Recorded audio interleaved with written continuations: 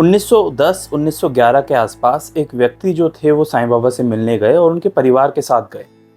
उनकी इस यात्रा में उन्हें बहुत कुछ जानने को मिला और बहुत सारे चमत्कार जो हैं उन्हें देखने को मिले। और चमत्कार के साथ साथ उनका जो यकीन है बाबा के ऊपर वो बढ़ गया।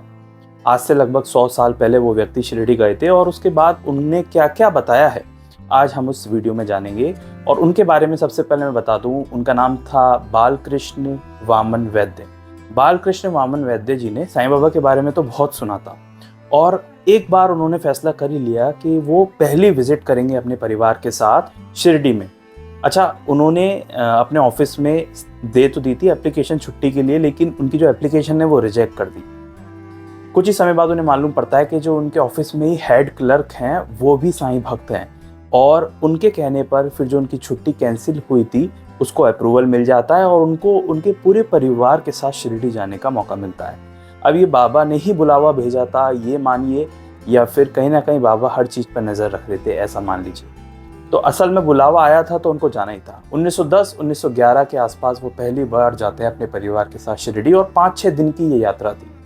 शिरडी में रेलवे स्टेशन नहीं था तो वो अपनी फैमिली के साथ कोपर गांव में उतरे और कोपर गांव में जब वो उतरे तो वहाँ पे उन्होंने एक तांगा किया और तांगे वाले ने कहा कि अभी रात बहुत है और अगर हम आधी रात को शिरडी पहुँचते हैं और बीच में कई सारे डाकू लुटेरे आपको मिलने का संकट बन सकता है। अच्छा, ये एक तरह से टेस्ट भी हो सकता है बाबा का कि बाबा ने ही कहीं ना कहीं उनके ऊपर एक परीक्षा रखी कि ये व्यक्ति सच में उत्सुक है शिरडी आने के लिए या नहीं। तो बालकृष्ण जी बोलते हैं कि डरना कैसा, साईं बाबा ने बुलाया है और उनकी कृपा से हम सही सलामत शिरडी पहुंच जाएंगे। तांगे वाले से कहा कि तुम तो चलो, बाबा ने बुलाया है तो वही रक्षा करेंगे। तो फिर उनकी पूरी फैमिली जो है तांगे में बैठ जाती है। इतने में ही कुछ और जो यात्री होते हैं शिरडी जाने के लिए वो उनके पास आते हैं और उनके भी तांगे साथ साथ निकल जाते हैं। अच्छा, रात का सफ़र था, अंधेरा था और बहुत घना जंगल था उस ज़माने में। तो उसके बाद वो बहुत आराम से जो है रात के 1 बजे शिरडी उतरते हैं। सेफली वो शिरडी पहुंच जाते हैं और उनका परिवार रात को 1 बजे शिरडी उतरता है। अच्छा, वो पहले जाते हैं साठेवाड़ा और साठेवाड़ा में उन्होंने फैसला किया बालकृष्ण ने, क्योंकि अगले दिन चतुर्थी थी और उनके पूरे परिवार का उनका व्रत होता है तो वो हल्का फुल्का फलार ही कर लेते हैं साठेवाड़ा में। पूरे परिवार ने किसी को बुलाकर और फलार मंगाया, उससे फलार किया और उसके बाद वो वहाँ पर उन्होंने विश्राम किया साठेवाड़ा में। अगले दिन जब सब साईं बाबा सोकर उठते हैं तो वो गुस्से में होते हैं। वो डांट लगाते हैं कि और कहते हैं कि मेरे बच्चे रात को आधी रात को आए थे और तुम लोगों ने उन्हें भोजन भी नहीं दिया, उन्हें को खाना भी नहीं दिया, उनका ध्यान भी नहीं रखते तुम। अच्छा, जो साठेवाड़ा में काम करते थे व्यक्ति या आसपास जो भी दुकानें थी वो लोग घबरा गए कि बाबा इतने गुस्से में क्यों हैं। और बाबा उनकी डांट सुनकर वो भागे भागे गए साठेवाड़ा और वो मिले बालकृष्ण और उनके परिवार से और उनसे कहा कि बाबा बहुत गुस्से में हैं क्योंकि उन्हें लगता है कि हमने किसी को भी भोजन नहीं दिया रात में जो आया था। अच्छा, बालकृष्ण जी ये सोचकर हैरान होते हैं कि बाबा से हमारी जो है मुलाकात अभी तक हुई भी नहीं है, उसके बाद भी बाबा का इतना एक तरह से क्लोज रिलेशन, हमारी इतने फिक्र करना जैसे कि एक पिता अपने बच्चों की करता है, ठीक वैसे ही बाकी लोगों को डांटना, भगाना और कहना कि ढंग से भोजन नहीं कराया और तुम लोग कुछ भी नहीं सुनते मेरी बात, ऐसा कहना मतलब ये दर्शाता है कि साईं बाबा किस तरीके से ध्यान रखते हैं। अच्छा, अभी मुलाकात भी नहीं हुई थी, तब उसके पहले ही जो अट्रैक्शन है वो बढ़ने लग गया बालकृष्ण वामन वैद्य जी का। तो उन्होंने शिरडी में द्वारका माई में गए वो और बाबा से बोल दिया कि नहीं बाबा, हमें अच्छी तरह से भोजन साठेवाड़ा में मिला था और बहुत आराम से हमारी जो रात गुजरी। उसके बाद बाबा के वो दर्शन करते हैं और बाबा बालकृष्ण जी को देख के कहते हैं कि अल्लाह भला करेगा, मालिक भला करेगा। उसके बाद क्या हुआ, जो बालकृष्ण जी थे अब वो शिरडी में ही कुछ दिन रुके और उस दिन रात को उन्होंने भोजन प्रिपेयर किया और तो अचानक से जहाँ वो रुके हुए थे बाबा उनके सामने आए और उनसे भिक्षा मांगने लगे। भाजी और जो भी उनके घर में बना था उन्होंने भिक्षा दे दी और वो कहीं ना कहीं इस चीज़ को फील कर पा रहे थे कि हम तो पहली बार साईं बाबा से मिले हैं, लेकिन साईं बाबा से मिलने के बाद ऐसा लगता है कि वो हमें कब से जानते हैं, कितने जन्मों से, कितने सालों से, कितने ही टाइम से जानते हैं कि वो इतने आराम से हमारे पास आ रहे हैं, हमसे भिक्षा ले रहे हैं और हमसे इतनी नॉर्मली बात कर रहे हैं।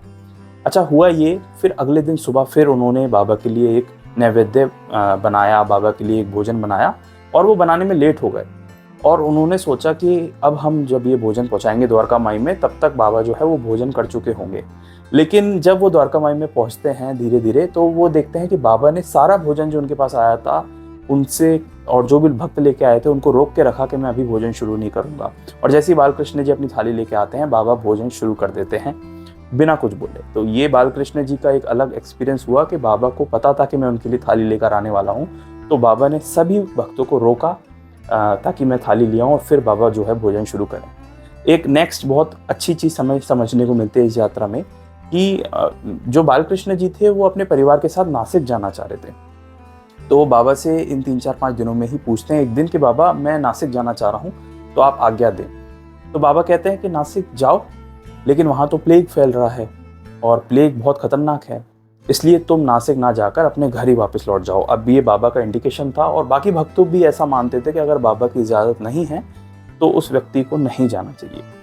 अच्छा, वो नासिक तो नहीं गए, पर उनके काफ़ी टाइम से इन 3-4 दिनों में एक मन में इच्छा थी कि बाबा की तस्वीर मैं बाबा को दूं और बाबा आशीर्वाद लेके मुझे वापस दें ताकि मैं उन्हें उस तस्वीर को घर पर रख पाऊँ।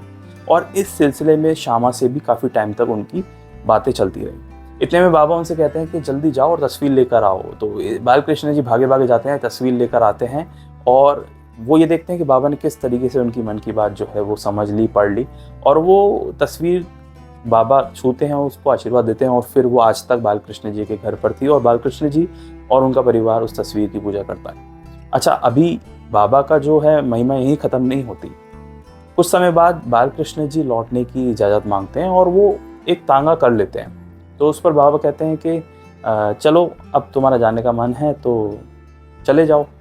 लेकिन किसी न किसी वजह से वो लेट होते जाते हैं और फिर भी बाबा जब उन्हें परमिशन देते हैं तो वो तांगे के साथ चले जाते हैं और कोपरगांव स्टेशन जब पहुंचते हैं तो वहां जाकर उन्हें मालूम पड़ता है कि जो उनकी ट्रेन थी बॉम्बे जाने वाली वो छूट चुकी है कुछ ही चंद मिनटों पहले। अच्छा, वो बहुत निराश हो जाते हैं और अपने परिवार के साथ वहीं कोपरगांव स्टेशन पर रात गुजारते हैं। अगले दिन सुबह वो दूसरी गाड़ी पकड़ते हैं बॉम्बे की।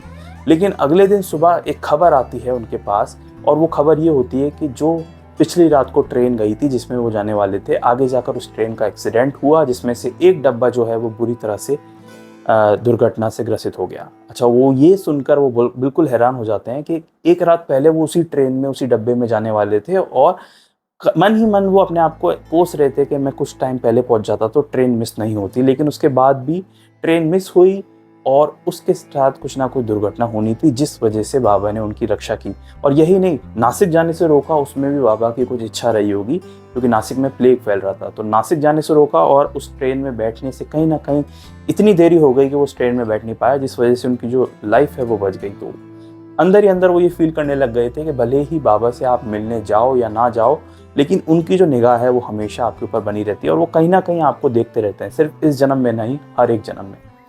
उसके बाद वो ट्रेन से वापस लौटते हैं और ये उनकी पहली विजिट होती है। अच्छा, इस बीच काफ़ी सारी घटनाएं उनके साथ हुई और अगली बार जब वो आए तब भी बहुत सारी घटनाएं हुई। उनके बारे में भी हम पढ़ेंगे अगली वीडियोस में।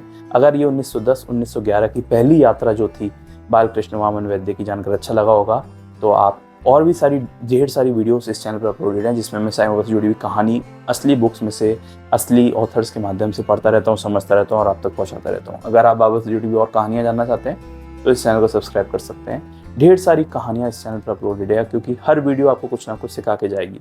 मिलेंगे एक नेक्स्ट वीडियो में एक नई कहानी के साथ, तब तक के लिए ओम साई राम।